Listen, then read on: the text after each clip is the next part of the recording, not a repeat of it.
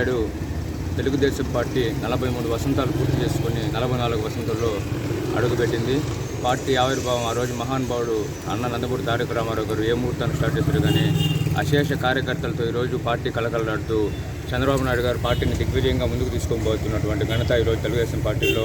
ఒక ప్రాంతీయ పార్టీలో తెలుగుదేశం పార్టీకి తప్పితే ఆ పార్టీ అంత పటిష్టంగా బలంగా మన భారతదేశంలోనే ఉన్నటువంటి పార్టీ తెలుగుదేశం పార్టీ, బలంగా ఉన్నటువంటి పార్టీ. ఈరోజు పొద్దున్నే కూడా బాబు గారు మమ్మల్ని అందరూ కూడా కాన్ఫరెన్స్ కాల్లో తీసుకొని పార్టీలందరూ కూడా శుభాకాంక్షలు తెలియజేస్తూ పార్టీ కార్యకర్తలకే అధినాయకత్వం ఉపచెప్తూ పార్టీ కార్యకర్తలని నాయకత్వంగా వాళ్ళకి ఇచ్చి వాళ్ళని ముందుకు తీసుకొని పోయే విధంగా పార్టీలో ఈరోజు పార్టీ కార్యకర్తలను బలోపేతం చేసే విధంగా చంద్రబాబు నాయుడు గారు ఈరోజు పొద్దున్న చెప్పారు కాన్ఫరెన్స్ కాల్ అందరూ కూడా.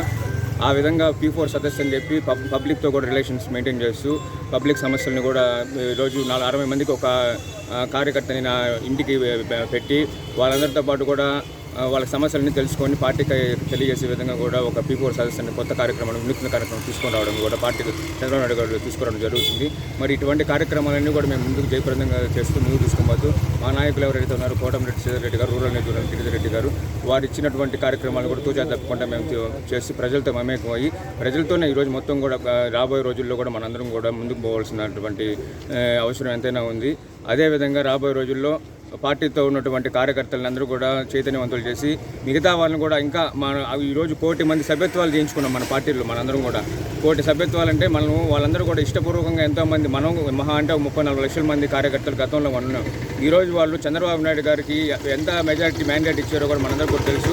మరి అదేవిధంగా వారందరూ కూడా పార్టీలో తీసుకొని సభ్యత్వం తీసుకొని పార్టీలో చేరి ఈరోజు అందరం కూడా ప్రజలకి ఎవరైతే అట్టడుగు అణగారిన వర్గాల ప్రజలను పేదరికం నిర్మూలన, ముఖ్యంగా చంద్రబాబు నాయుడు గారి ఉద్దేశం ఏంటంటే పేదరిక నిర్మూలన, పేదరికం అనేటువంటి వాళ్ళు ఉండకూడదు. మన రాష్ట్రంలో మనం ఇంకా ముందుకు తీసుకుపోయే విధంగా ఒకరిని కలుపుకుంటూ ఒకరికొకరు సాయం చేసుకుంటూ చేయించుకుంటూ పార్టీల్లో బలంగా ఉంటే అప్పుడు మన రాష్ట్రం కూడా సుభిక్షం కూడా ఇప్పుడు చంద్రబాబు నాయుడు గారు తెలియజేశారు. ఆ ఉద్దేశంతో మనం చంద్రబాబు నాయుడు గారు 2020 అన్నారు, విజన్ 2020 అన్నారు.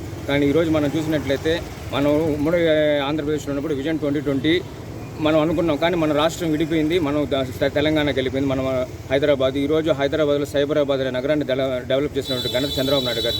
ఆ సైబరాబాద్ వల్ల హైదరాబాద్ మన భారతదేశంలోని ప్రపంచంలోని చిత్రపటంలో నిలిచిపోయినటువంటి ఘనత ఈరోజు చంద్రబాబు నాయుడు గారికి దక్కుతుందని చెప్పి తెలియజేస్తూ, అలాగే ఈరోజు మన రాష్ట్రానికి ఏంటంటే ఆయన విజన్ 2047 పెట్టారు, 2047 పెట్టారనమాట.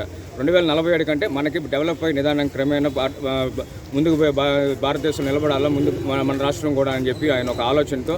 కానీ ఆయన ఆలోచన చేసి శంకుస్థాపన చేసి ఆయన అభివృద్ధి కార్యక్రమాలు చేసినవన్నీ కూడా రాబోయే పాలకులు ఎవరైతే వస్తారో లేకపోతే నాయకత్వం ఎవరైతే భావిస్తారో వారందరూ కూడా బాధ్యతగా తీసుకొని ప్రతి ఒక్క పౌరుడు, ఆంధ్ర రాష్ట్ర పౌరుడు అందరూ కూడా వీటిని ముందుకు తీసుకొని పోయినప్పుడే ఇవన్నీ కూడా సాధ్యమవుతాయని చెప్పి మనం గత దఫా చూసాం. 2019, 2024 ఏ విధంగా విధ్వంసకర పాలన జరిగిందో, వచ్చినటువంటి శంకుస్థాపనలు పూర్తి చేసినటువంటి అన్నింటినీ కూడా వాళ్ళు పూర్తి చేయకుండా వదిలేసి గాలికి వదిలేసి గాడిన పడేసి ఒక అభివృద్ధి లేకుండా ఈరోజు మా ఇదే నిదర్శనం ఈ 36వ వార్డులో పార్టీ అని చెప్పి కూడా తెలియజేస్తూ విజన్ 2047 చక్కగా ఉంటుంది. అందరూ కూడా మన బిడ్డల భవిష్యత్తు బాగుంటుంది. మనందరం కూడా ముందుకు పోతాం. రాష్ట్రంలో మనం ఒక సైబరాబాద్, హైదరాబాద్ని మించి తలదన్ని రాష్ట్రం కూడా మన ఆంధ్రప్రదేశ్ రాష్ట్రం కాబోతుందని చెప్పి కూడా ఈ సందర్భంగా ఆవిర్భావ శుభాకాంక్షలు ప్రతి ఒక్కరి కార్యకర్తలకు పాల్గొని అందరూ కూడా తెలియజేస్తూ సెలవు తీసుకుంటున్నాను.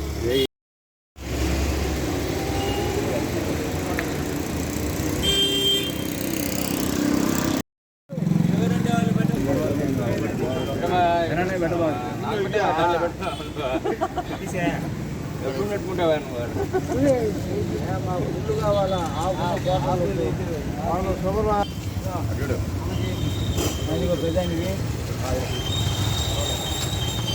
బాబు